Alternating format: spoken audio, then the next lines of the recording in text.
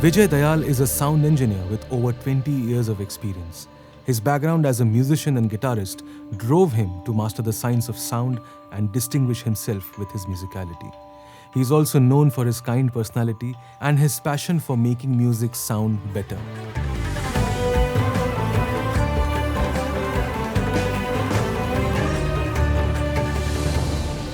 Welcoming Mr. Vijay Dayal. Thank you so much, sir. Thank you, Magdeep. And I must share something about my teenage times.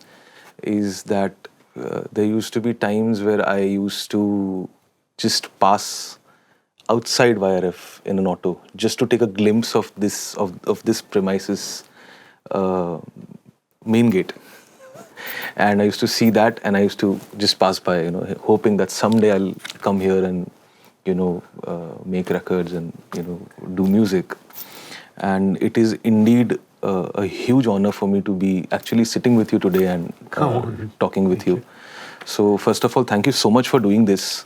And I think your experience, your career span exceeds the number of years of my age. So it is a great opportunity for our viewers actually to access the knowledge and the experience that you carry. Thank you so much. It's actually it's honor that a brand like Neumann is taking this initiative, and that is how we are getting the opportunity to voice out our opinions and likings and all the technical things with the help of this. So I should thank you for that. So as I've always mentioned that in today's times, so with the evolution of technology, which is peripheral to music and sound, and its localization and liberalization, or rather decentralization of resources, it has enabled several music producers, composers to use their music as an expression. Right. And also has enabled them to, convey their emotions with the help of sound. True. And it is as simple as, putting a reverb and then immediately shifting to some other reverb, Right. which maybe 20 years back could have taken 5 minutes at least True. to patch into a new reverb and dial in settings and all of that. So in the current age, where the technology has taken so many leaps and has evolved so much, and there has been this blurring of line, blurring of this border between music and sound. Right. How do you see the integration of sound and music in today's times, and how has it affected your workflow, your perspective towards music being an engineer? Right. So Megdeep, you rightly said that all these changes we have seen, especially me who started on that crossover era of music and technology, basically recording technology, which it used to be complete analog, and then gradually it shifted to digital. And then it completely turned to the digital side of it.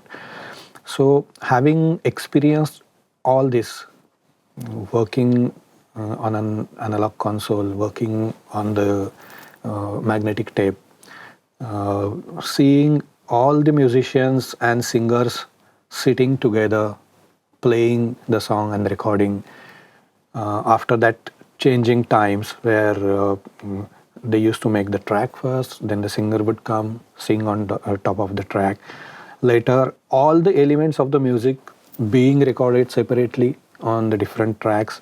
So I've seen all that changeover, and in fact, I also came into that changeover point where I got to see all these changes.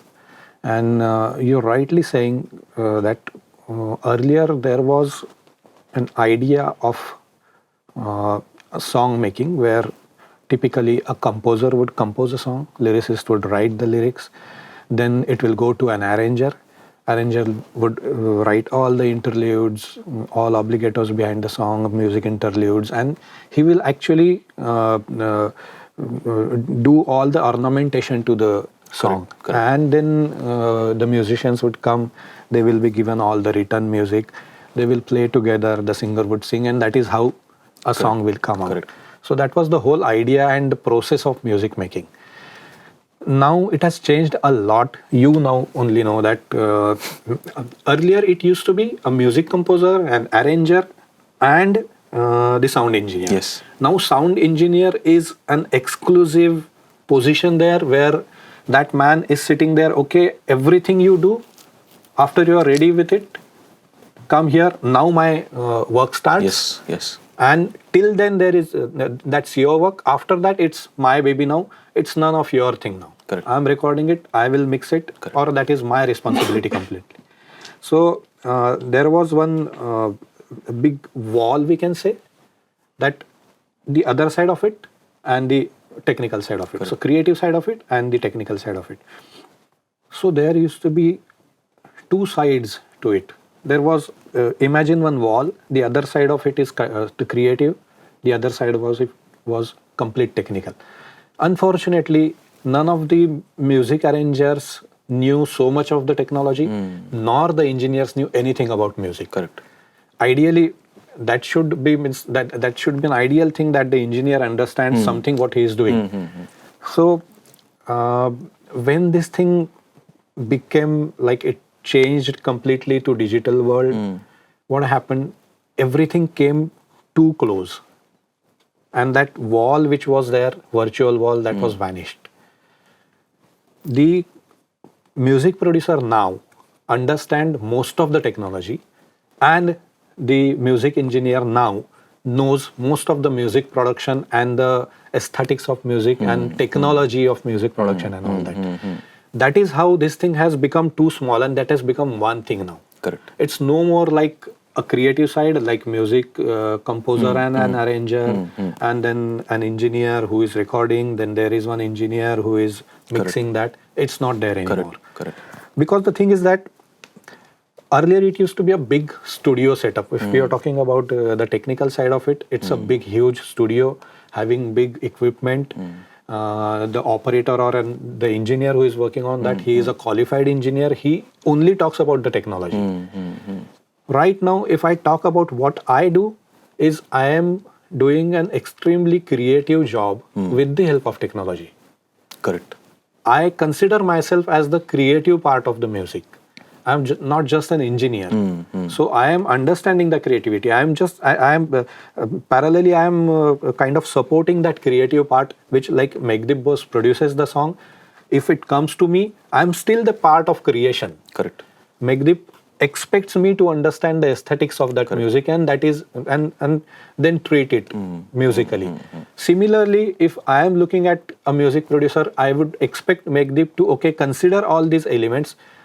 Like you have said this several times, that when I produce music, I kind of hear that sound also while producing. That if I am looking at a bass guitar, that if I'm tracking a bass guitar for a particular style of music, then at the time of recording itself, I will achieve that sound. And this is what you say, that I look at this sound in this fashion. So this is the sound of this thing. You don't expect the engineer to change it so much that it will change or lose its characteristic. Correct. That is how the technology has evolved, and the things have come together, where you asked me the integration of sound and music production. That is how it's going hands in hands, and that is the part of sound or a sound technician in producing the music. Similarly, that is the job of a music producer to understand the sound technicalities and create his music accordingly. So I basically look at it like that. Also, because you've seen this, huge evolution from the era of analog to digital to, and now we are in the software domain.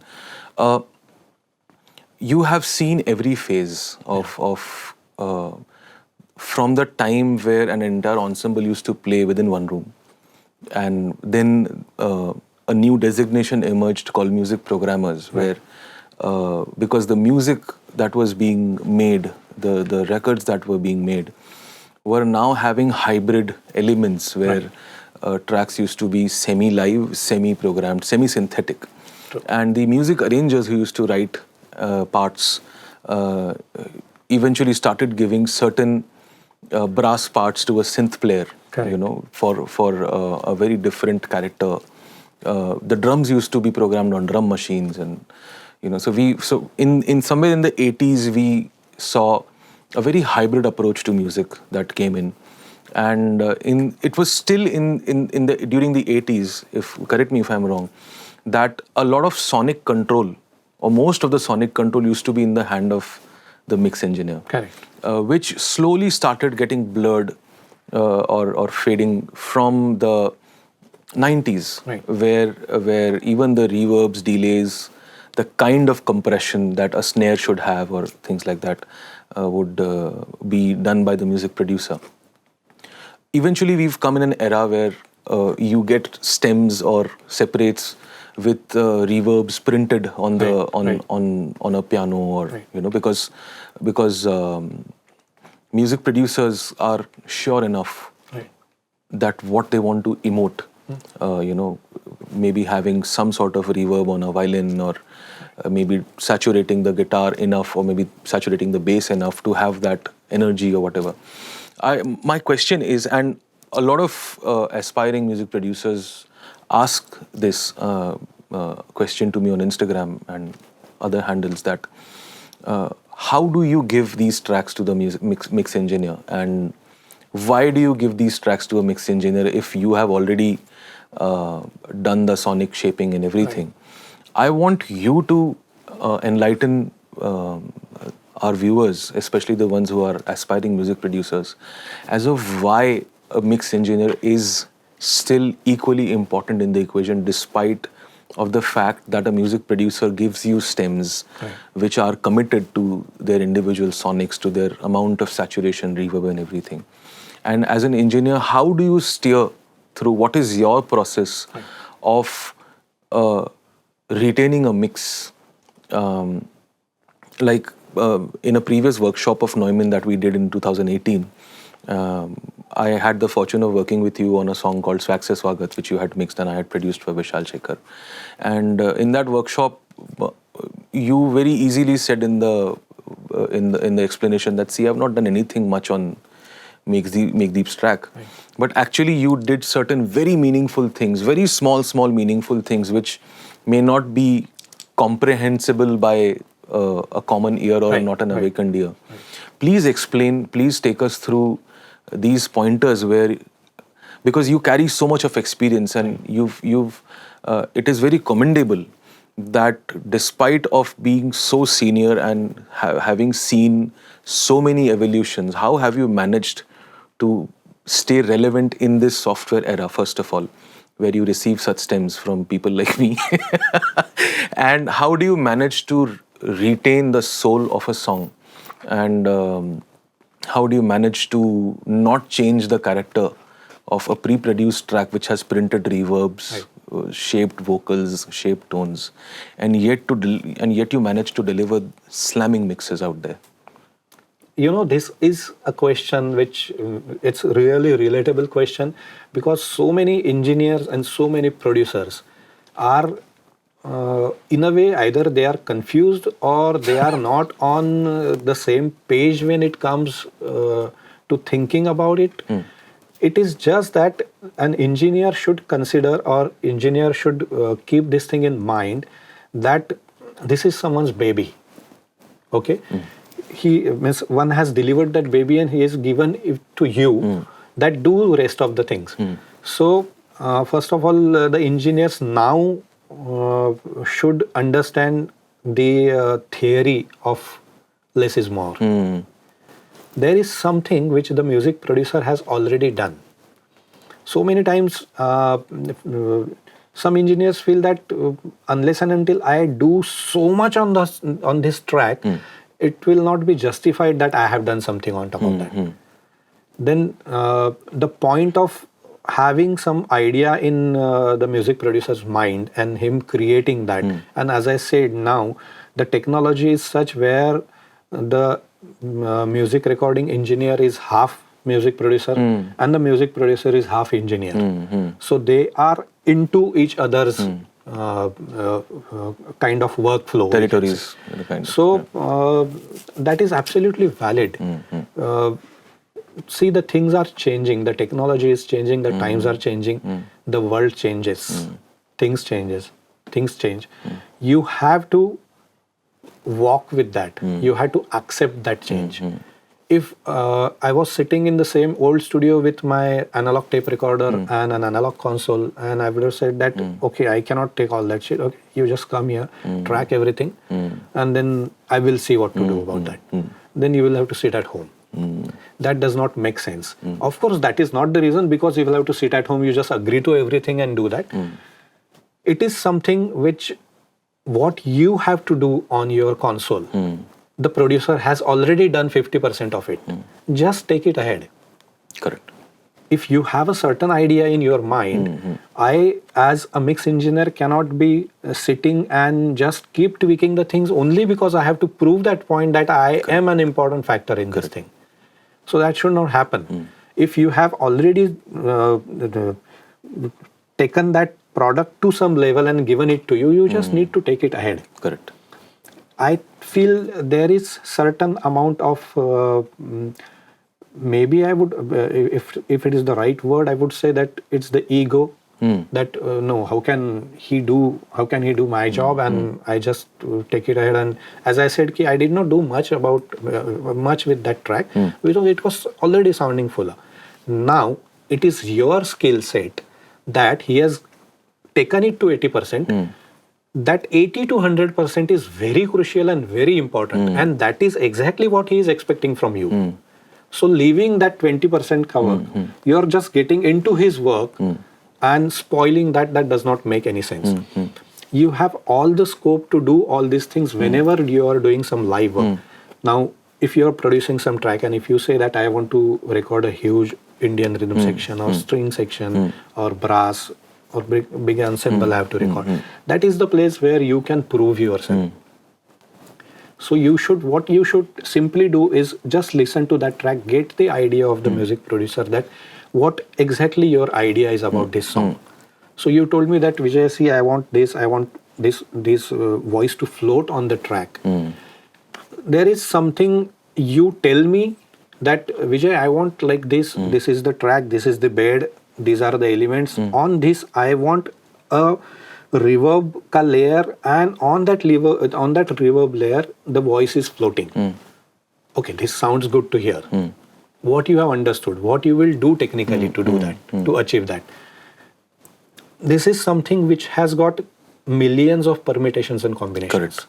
You take one compressor and you can tweak that compressor in 1,000 ways. Correct. Which all 1,000 ways will be right. Will be different. Nothing will be wrong. Yes. It will be different. Similarly, if he is talking about 10 elements, he is talking about voice and he is talking about a particular reverb, it will take you 10 years to exactly produce what is in his mind. Might as well, he is giving you a track of reverb. He is saying that, okay, use this reverb track. I want the reverb like this. If you feel that you have a better reverb and which will sound better than this, or it will make it better, let him use that reverb. So that is how you should take it as. You should not always feel that, okay, you are giving me reverbs. Why? I have more expensive reverb. Okay, just try and reach to that level and see if it works. Any producer would welcome that. Nobody would have adamantly said that, no, I don't want this because I have done this and I don't want you to change that. That would never happen. That is my experience. So that is how you should look at it. And whenever you have the scope to show your creativity and make that product better, you should do that. Otherwise, if a kick and a bass, like in Swag Se Karenge Sobka Swagat, that kick and bass was so well balanced, there was no point in doing or touching that element at all. So I just left it. Where I played was with the voice.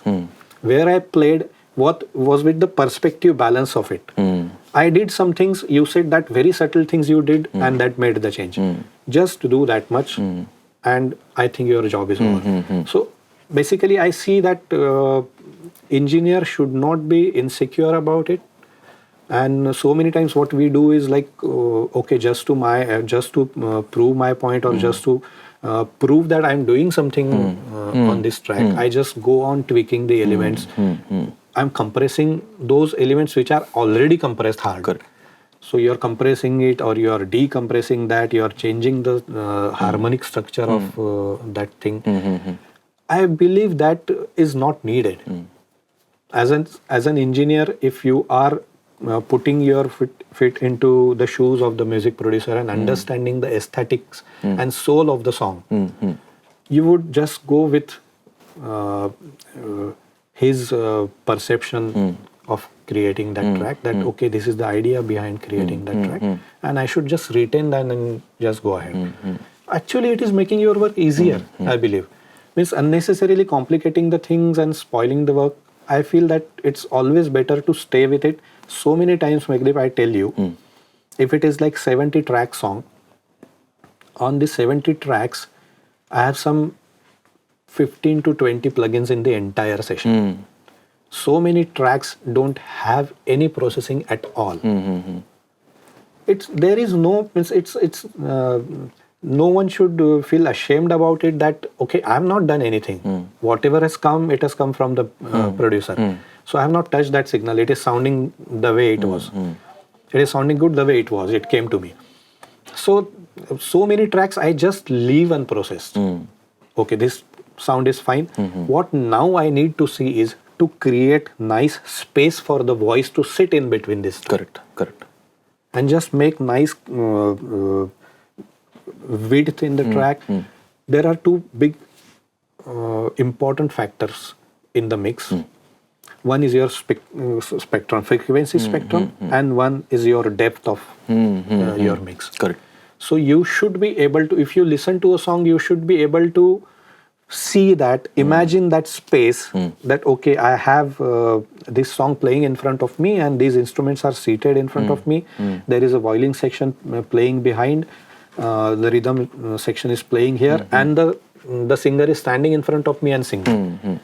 You just need to create that space for your voice, make your voice sit into that track, make that entire thing sound together as one thing, and that is all your job is.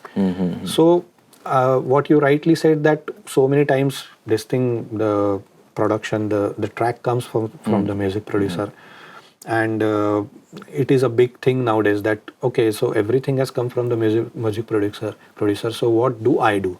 Similarly, the other way, the producer thinks that okay, my thing is ready, I don't need an engineer. It is not that. Exactly. It's not from both the sides actually. Correct. Neither the music producer should get insecure about it, or the engineer should feel about that. Okay, that if it's completely done, then what should I do? Or else vice versa. What all you have done, I don't believe that. It's technical thing. I don't think this is right. So change that. That should not happen. I believe that this is now one thing. Music producers of nowadays, because 90% of the music is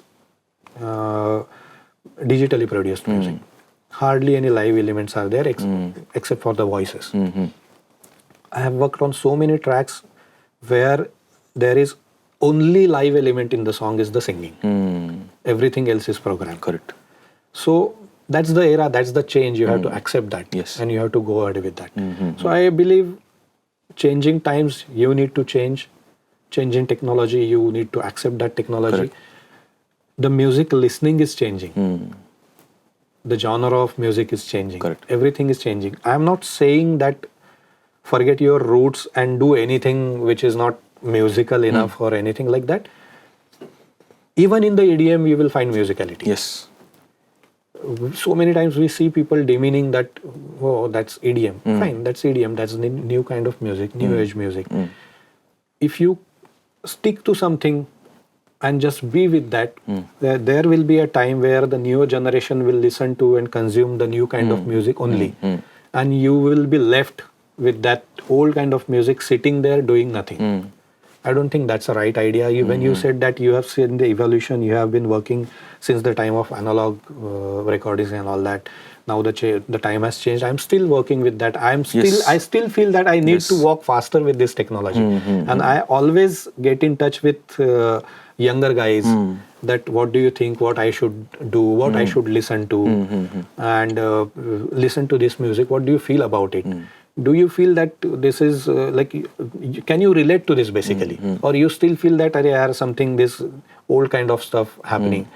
So I try to evaluate myself, and I try to upgrade myself in sense of sound, in sense of listening and everything.